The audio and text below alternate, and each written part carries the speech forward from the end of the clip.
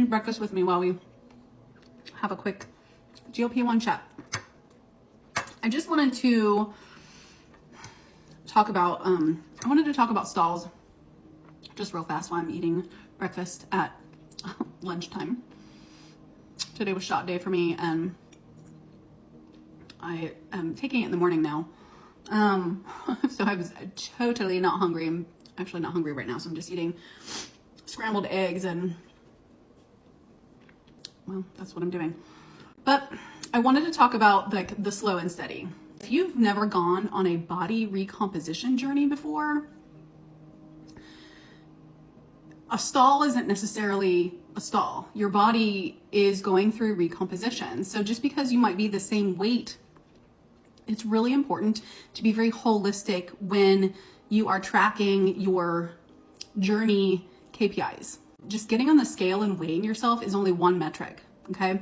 Taking a measurement tape and measuring, that's another metric. Looking at all of those, like, I know everybody calls them non-scale victories, but honestly, those pieces of information are telling you something too. So if you're noticing that some parts of your clothes are fitting a little bit differently, but the scale isn't moving, or you know, all of your measurements stayed the same, but you lost like 1/4 of an inch on one leg and 1/8 of an inch on the other, that's recompositioning.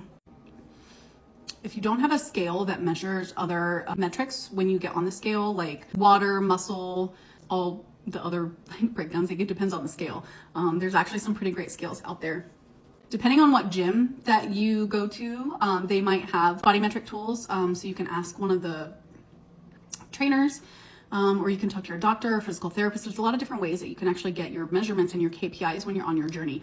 So long story short, what I just want to say is sometimes a stall is not actually a stall. Your body goes through these like ups and downs, and sometimes they're tiny. So for all of you guys that are like, I'm not counting that 0.2 or that 0.4 or whatever, you need to count it and you need to pay attention to it, recognize it, acknowledge it. Whether it's a gain or a loss, it matters because your body is going through something. Just for an example, I'm actually on a loss now, but about maybe 5 or 6 weeks ago, 5 or 6 weeks ago, I was getting frustrated. I was on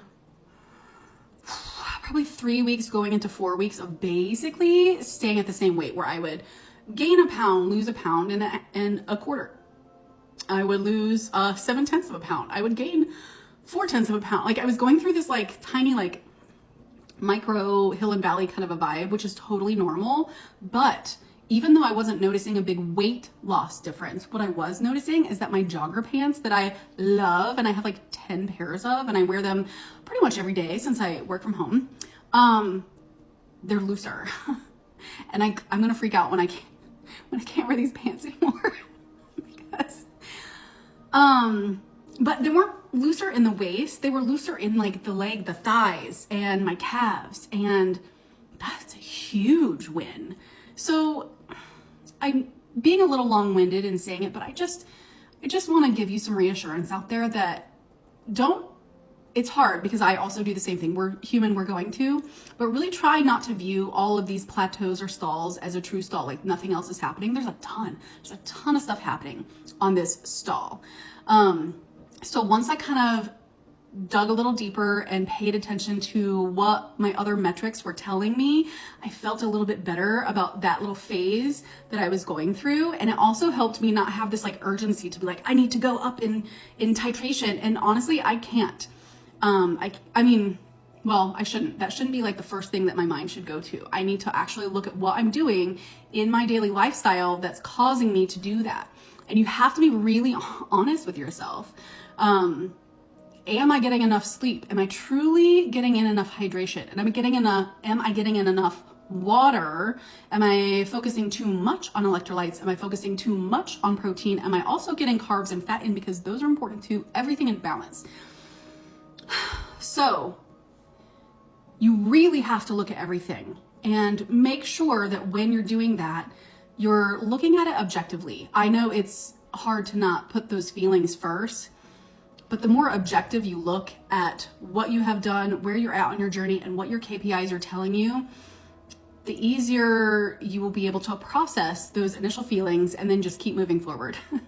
once I made the realization that my pants were fitting a little bit looser, even though I wasn't losing any weight or seeing much change in a lot of my other measurements, I was able to process my negative feelings and let go of it a little bit better and get back in the saddle. So I just wanted to say that, to share that with you as well. If you would like to know more about what your body does through a recomposition, I highly recommend talk to a personal trainer, or if you have a friend that is a personal trainer or a gym rat and they know a lot about body recompositioning, they will even tell you, you could be at the quote unquote same weight and you can have an entirely different shape of body. And that's because you're losing fat at the same rate that or just about the same rate that you're gaining muscle in those different weighted proportions. And that by definition is body recomposition. So I just wanted to share that. I know it was really long-winded. My eggs are getting cold. I'm gonna hurry up and eat, but I hope that helps. I'd love to talk about it more too, if you want to. I'm not a personal trainer. But I have been all up and down the scale. I have been in many different variations of fitness journeys my whole life. I have taken my body through different recomposition journeys before. Leave a comment and let me know, how else do you track your KPIs? What have you noticed on your body recomposition journey? How do you celebrate your milestones? I think it's really important to talk about this even more.